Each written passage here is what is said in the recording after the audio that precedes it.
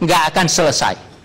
Karena itulah yang menjadi persoalan besar kita, bahwa selama kita merdeka, kita tidak pernah berpegang pada aturan yang seharusnya kita pegang. Contohnya, sederhana yang dikatakan tadi.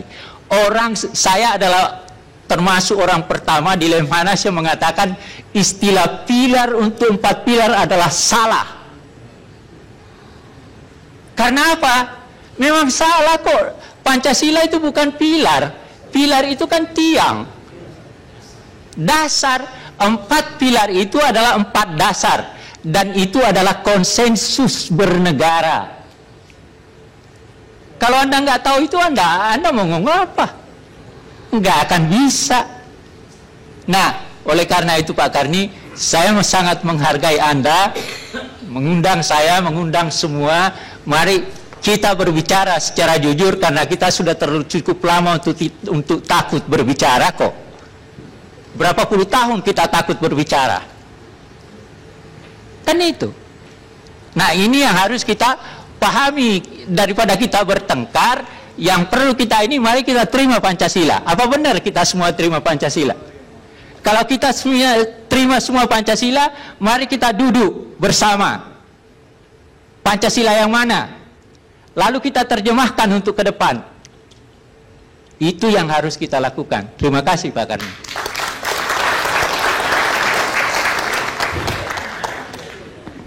Agak kaget saya pendapatnya Pak Anhar Gunggung.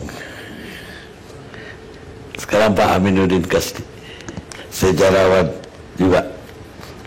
2 sejarawan malam ini. Bismillahirrahmanirrahim. Assalamualaikum warahmatullahi wabarakatuh. Bapak narasumber dan saudara sekalian sebangsa dan setanah air, saya minta maaf pada Pak Agus Wijoyo.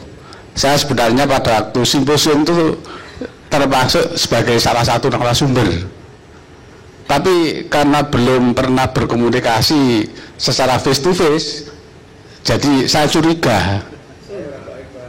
Alhamdulillah. Curiga kan boleh Pak? Iya. Jadi katanya orang ilmiah itu harus skeptis dulu gitu.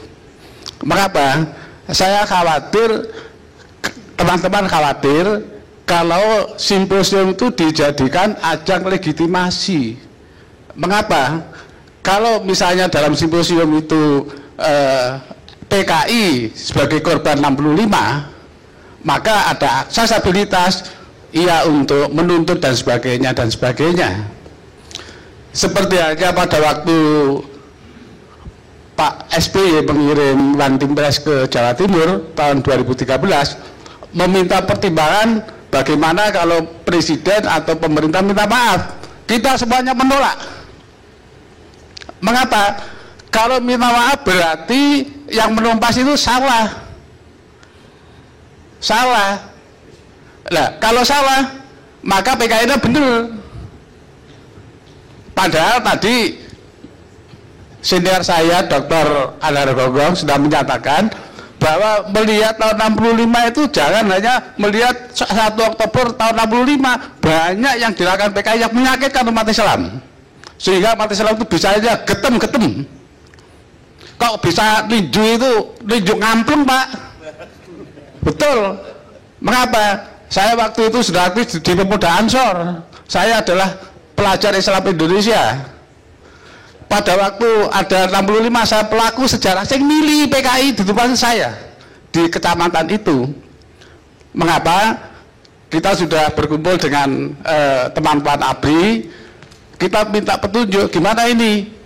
Di sana-sana sudah terjadi berbagai pembakaran dan sebagainya dan sebagainya. Tapi ABRI dan Polri, maaf, ABRI dan Polri belum memiliki dasar hukum untuk bertindak. Dan yang kedua, belum ada perintah atasan. Bagaimana ada perintah atasan? Wong di dalamnya sendiri geger gitu. Nah, oleh karena itu diserahkan pada massa. Massa saya adalah GB Ansor, NU. Tahun 65, saya usia 19 tahun. Saya menjadi mahasiswa tingkat pertama. Oleh karena itu pedomannya yang pertama harus ada dokumen. Dokumen isinya apa? adalah mereka yang tercantum sebagai pengurus partai. Kena Pak. Yang kedua sebagai anggota partai. Kena. Yang ketiga sebagai simpatisan. Yang keempat yang pernah memberikan sokongan. Yang kelima yaitu yang telah memberikan fasilitas untuk berbagai program PKI. Misalnya rapat di Bali ini, di Pendopo ini, kena Pak. Kemudian yang keenam, yang pekarangannya itu meskipun dia itu bukan orang PKI tapi dipakai masang nama, itu kena Pak. Kena Pak. Tetapi kemudian kita bersepakat, yang pertama ojo jupuk tanggane, gak ilok. Yang pertama. Yang kedua, jangan dilakukan pada waktu siang hari, karena gimana ya, mengerikan. Tapi negara digeropi ya Pak.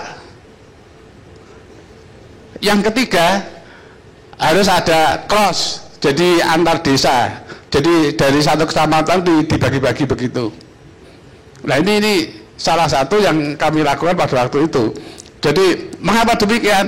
Ya, Anda bisa membayangkan tanggal 13 Januari dalam suasana bulan puasa, anak-anak PI teman saya yang ada mental training di keras tadi itu digerobok ribuan sama PKI sama pemuda rakyat Gerwani dan naik ke masjid dengan tidak melepas alas kaki, padahal itu bulannya Januari rendeng Pak, waktu itu belum ada aspal, jeplok.